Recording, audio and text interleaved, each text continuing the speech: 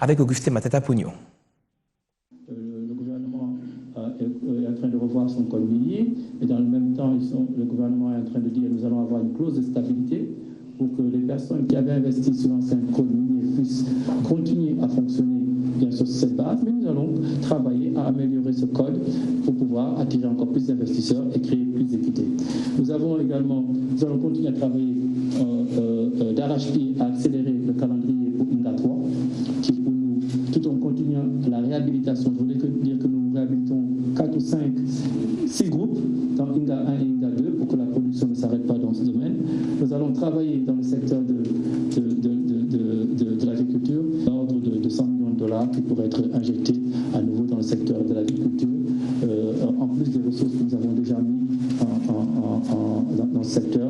Et nous verrons si ce sera à travers ces parcs ou autres initiatives, mais nos discussions nous ont permis d'identifier peut-être 100 autres.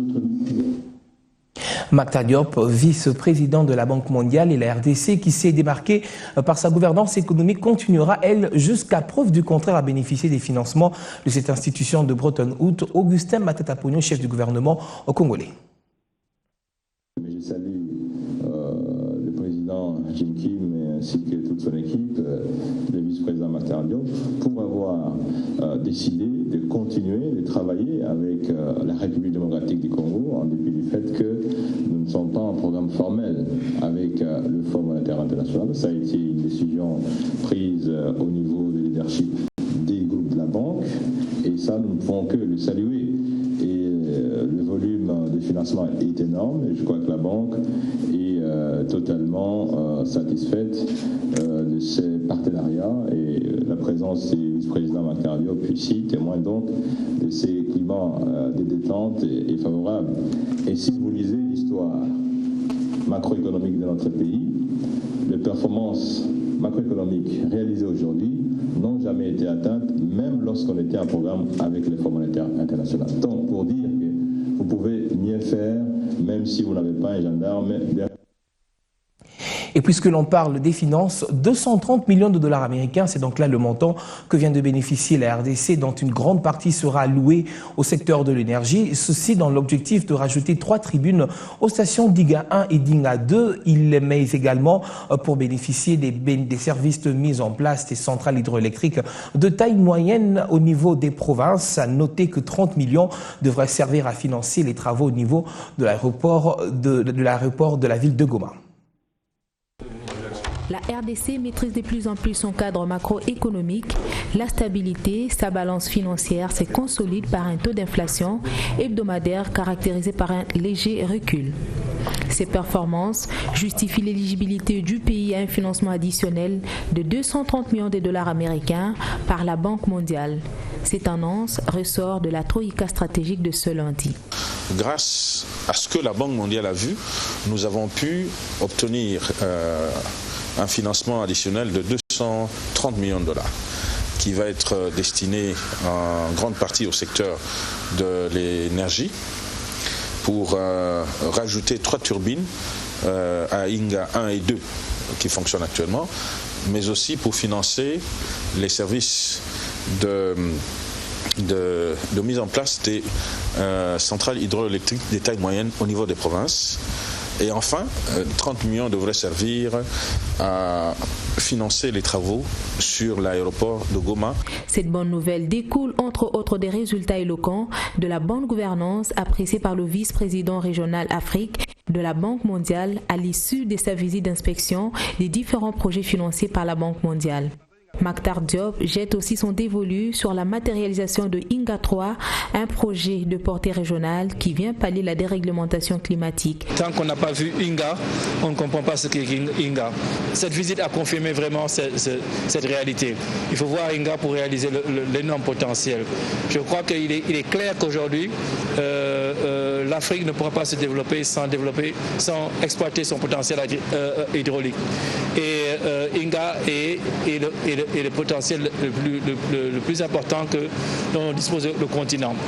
Et notre institution se tient totalement à la disposition du gouvernement de la République démocratique du Congo pour travailler et accélérer la mise en œuvre de cela. D'ores et déjà.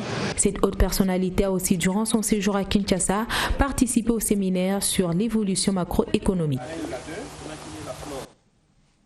Autre chose à présent, parlons religion, il était près de 10 000 musulmans venus de toute la capitale qui se sont retrouvés à l'esplanade du Palais du Peuple pour célébrer l'Aïd el-Fitri, 30 jours de jeûne et prière. Ils ont ainsi mis fin à cette période de sacrifice durant laquelle ils se sont abstenus de plusieurs pratiques.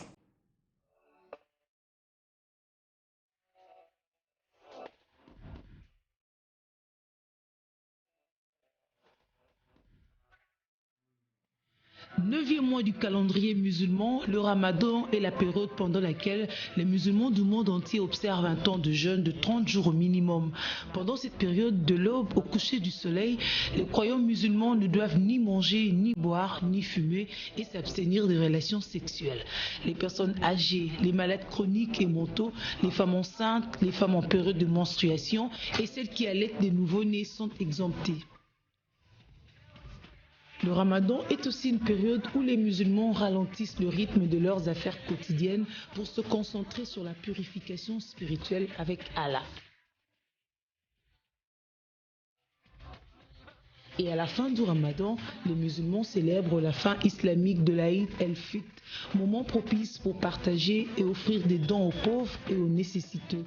Organiser des visites aux parents et amis proches, l'occasion indiquée de prononcer la bénédiction de Allah, Alhamdoulilah, que Allah vous bénisse.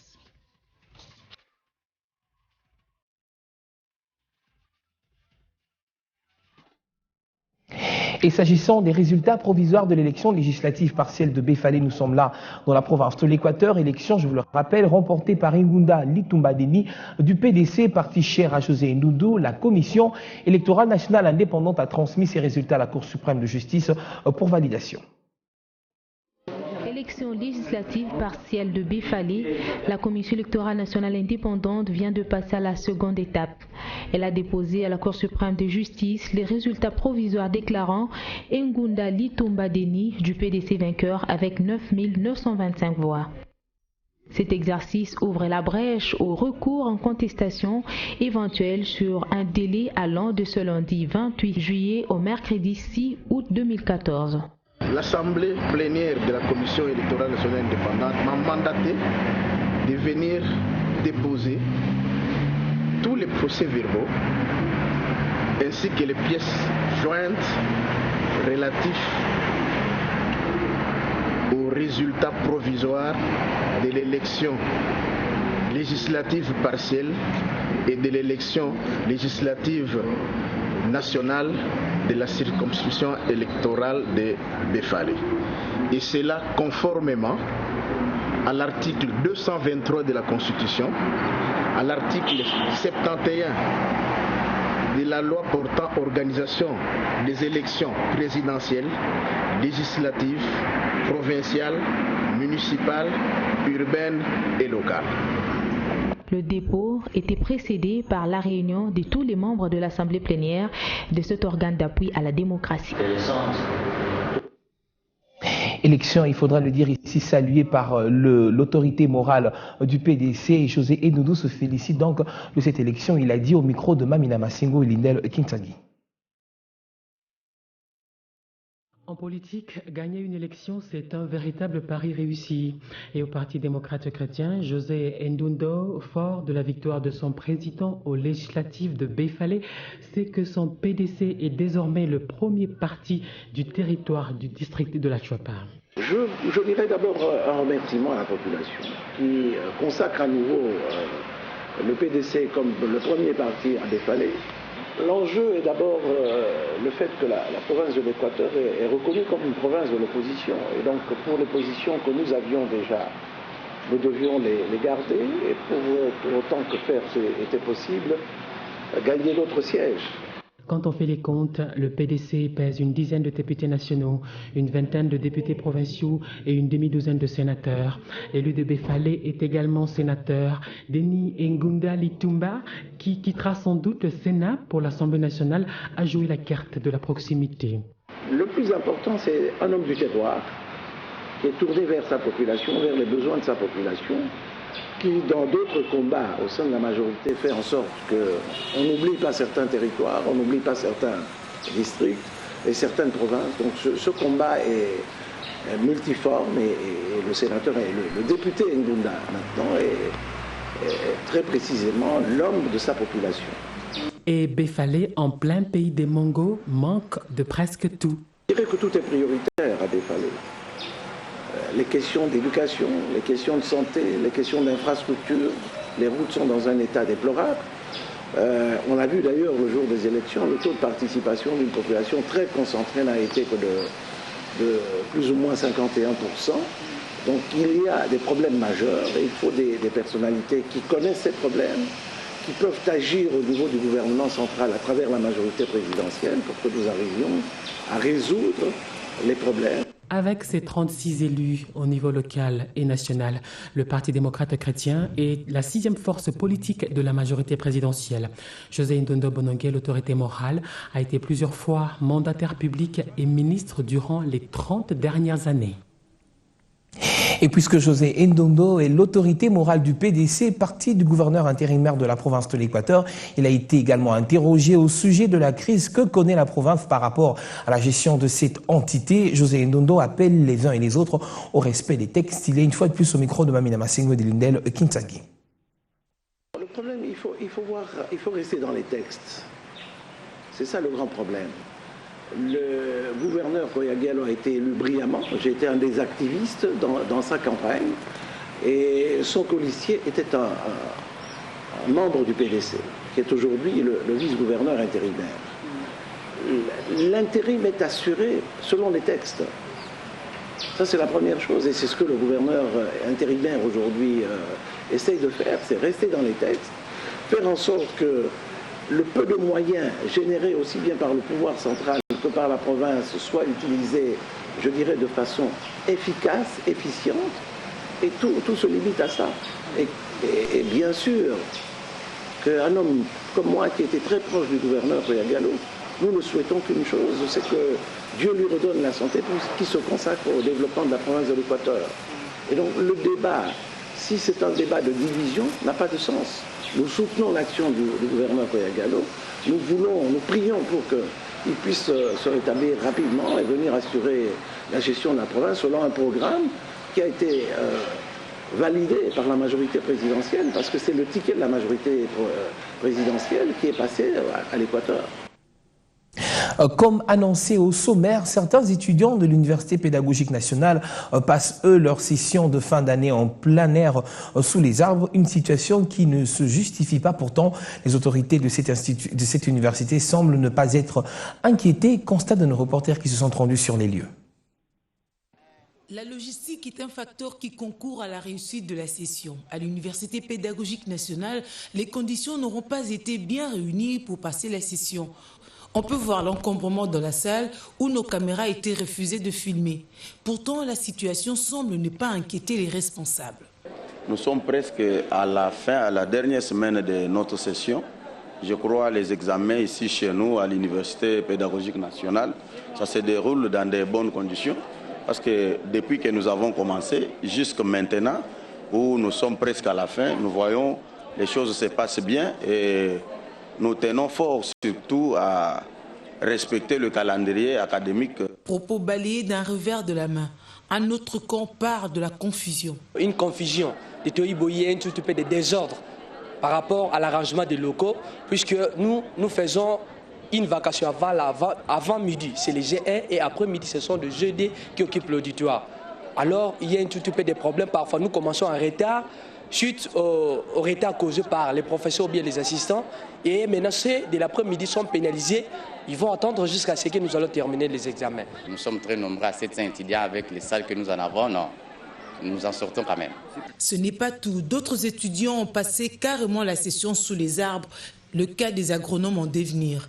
Et ce n'est pas l'explication qui manque. Au Saint-Valentin, là, nous avons les étudiants de l'agronomie qui étudient la nature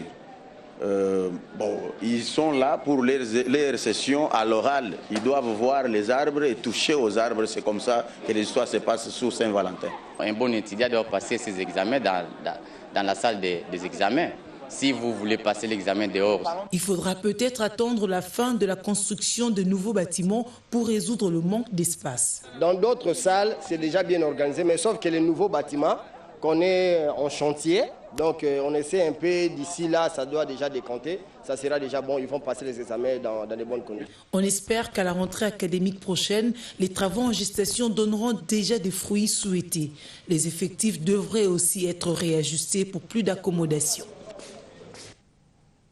Du moins, les étudiants de l'agronomie palpent réellement du doigt la nature. Autre chose à présent, renforcement des capacités des militaires congolais qui viennent de recevoir une formation sur différentes techniques de combat, formation dispensée par des officiers américains au profit des sous-officiers des FARDC. C'était à la base militaire de Kitona. Nous sommes là dans la province du Bas-Congo. Militaires, sous-officiers et officiers des forces armées de la République démocratique du Congo continuent de bénéficier des formations de renforcement des capacités. Lion Rouge 2, puisque c'est de ça qu'il s'agit, est une opération militaire, fruit de la coopération entre la RDC et les États-Unis afin de réformer le secteur de la sécurité de la République démocratique du Congo. À la base de Kitona, dans la province du Bas-Congo, ce programme a évalué les capacités des militaires dans les techniques et les tactiques du combat, la manipulation et la sensibilisation de munitions non explosées, les parcours d'obstacles, pour ne citer que cela. Nous avons au total 258 élèves, sont répartis en 3 compagnies. Nous essayons toujours de mettre une compagnie qui fait l'exercice physique, une compagnie qui fait l'exercice de la manœuvre, et la dernière qui va faire l'exercice intellectuel dans la salle de cours. Voilà. Eric Madison, chargé d'affaires des États-Unis en RDC, a salué la tenue de la 2e édition de cette formation en soulignant que le pays est un partenaire très important des États-Unis dans tout le domaine. Je veux souligner que depuis 2011, grâce à nos efforts collectifs, nous avons formé plus de 11 000 membres des forces armées de la République ici en RDC. Et cette année, nous avons Lion Rouge 2, une course simultanée, a doublé en taille. C'est une course simultanée 3. Ça dépend de Washington et de Kinshasa. Formation finie, expérience acquise, les militaires ont reçu des certificats, fruits de leur assiduité en présence de leur haute hiérarchie ainsi que de leurs formateurs. Cette formation se déroule pendant que votre pays s'engage dans un débat national en cours ainsi que concerne entre autres le sens de la réforme du secteur de la sécurité en RDC. Lion Rouge nous a donné l'occasion de consolider ces programmes et un saut en droite pour créer une synergie et la cohésion parmi la centaine des officiers et des soldats qui ont terminé ces programmes le mois dernier. Retenez que peu de 55 formateurs américains ont transmis des connaissances et des meilleures pratiques aux militaires congolais et en guise de remerciement, la partie congolaise leur a remis des brevets de mérite. La formation co-simultanée Lion Rouge est un programme du Bureau de coopération pour la sécurité de l'ambassade des États-Unis en République démocratique du Congo qui renforce les capacités des FARDC. Et puis de la défense à la santé, réfléchir à nouveau, c'est là le thème retenu cette année pour célébrer ce mondial des hépatites. Une occasion, il faudra le dire, d'insister sur la sensibilisation des populations à travers la planète à propos de cette maladie qui demeure largement méconnue par la majorité d'individus. Tueuse silencieuse, c'est ainsi qu'on la surnomme à cause de son aspect asymptomatique.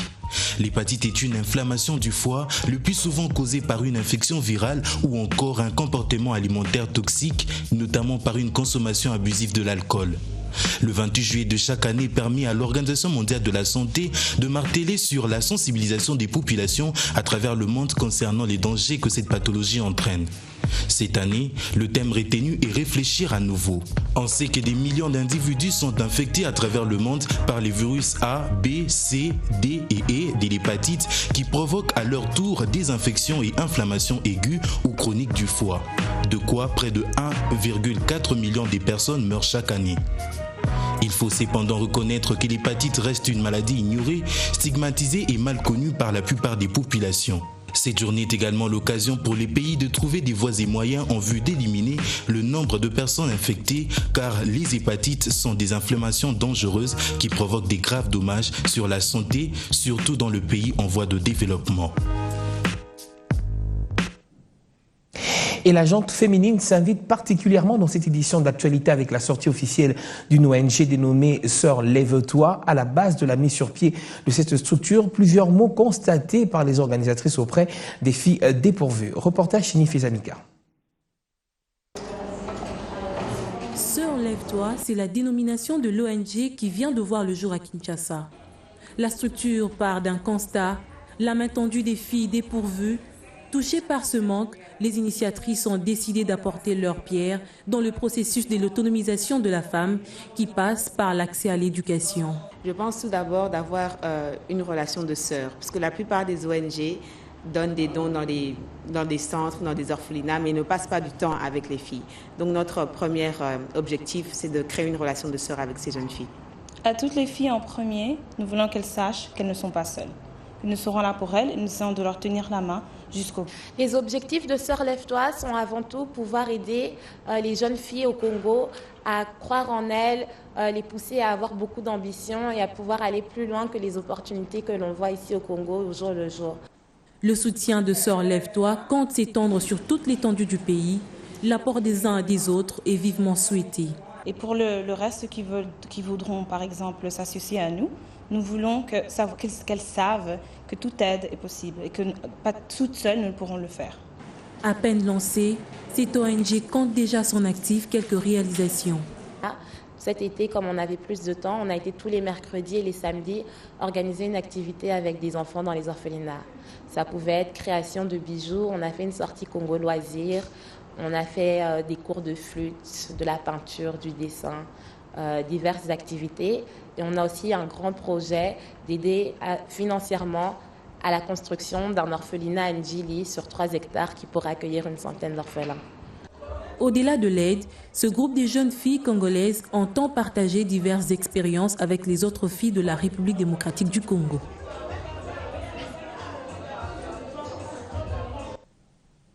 Et vous le savez, c'est la grande période des vacances et la plupart des vacanciers ici à Kinshasa se retrouvent pour la plupart donc à la foire internationale de Kinshasa qui a ouvert ses portes pour la circonstance. Un menu varié proposé à tous ceux qui y font un tour et ce lundi, une journée porte ouverte était organisée. 2 semaines après son ouverture, la FIKIN démarre la partie scientifique de son édition 2014. La première série qui bénéficie de l'expertise de Invest Magazine et Synergy Group exploite le thème cadre macroéconomique et dédollarisation. Cette réflexion augure les journées portes ouvertes enrichies par des exposés des personnalités à expérience éprouvée. Pour ce lundi, M. Kiakwa Makali et Kitenge Al ont en substance démontré que la RDC est un vaste chantier qui a besoin de beaucoup de capitaux pour se développer. Lorsque l'on conçoit un programme de développement économique, qu'on le conçoive en fonction des plus faibles d'entre nous et des plus éloignés de ceux qui décident. Je crois que ça, c'est le plus grand péché de notre pays. On s'occupe des grands centres, on s'occupe de ceux qui ont déjà. La grande responsabilité, elle est citoyenne. Ça veut dire vous et moi. À un moment donné, il est important que nous nous rendions compte que notre expression, notre demande de service public doit être proportionnelle à la réalité de notre pays. Aujourd'hui, le plus gros défi, c'est la taille de l'économie de notre pays. Pourquoi la tenue de ces portes ouvertes? L'éditrice de Invest Magazine répond. Nous voulons une température du climat des affaires en République démocratique du Congo. Et nous avons estimé que le dire sur le support qu'est notre magazine ne suffisait pas. Il était important de pouvoir engager des débats, engager un public assez large pour la compréhension, pour pouvoir discuter, pour pouvoir parler de ce qui concerne le développement, l'émergence de la République démocratique du Congo. Parce que nous avons estimé à notre niveau que le développement de la RDC n'est pas l'apanage seulement des politiciens, n'est pas l'apanage seulement des dirigeants, des gouvernants, mais c'est une affaire de tous. Rappelons que la deuxième journée porte ouverte se tiendra le jeudi 31 juillet 2014 sous le thème « Climat des affaires et attractivité ». Fin de cette édition d'actualité qui vous a été livrée en 29 minutes. Je vous retrouve demain.